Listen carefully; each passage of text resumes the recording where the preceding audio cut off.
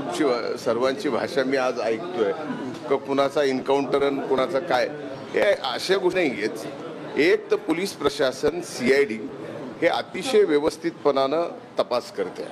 आमच्या दृष्टीनं दिवंगत संतोष देशमुखची जी हत्या झालेली आहे आणि ज्यांनी हत्या केलेली आहे त्यांना फास्ट ट्रॅक कोर्टामध्ये नेऊन फासावर चढवणं हा सगळ्यात पहिला आमचा या प्रकरणामध्ये आहे.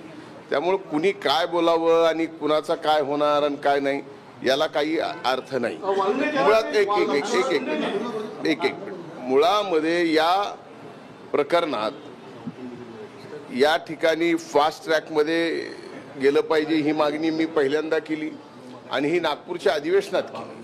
त्यामुळं लगेचच चार्जशीट या ठिकाणी राहिलेले जे काय आरोपी आहेत ते अटक करून लगेचच चार्जशीट दाखल करावी आणि फास्ट ट्रॅक कोर्टामध्ये या हत्येकरांना फाशीची शिक्षा मिळावी.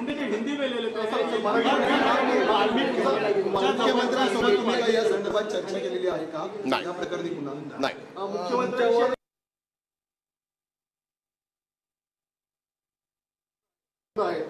जर तुम्ही मंत्री म्हणून राहिला तर या तपासावरती दबाव येऊ शकतो असं विरोधकांचं म्हणणं आहे.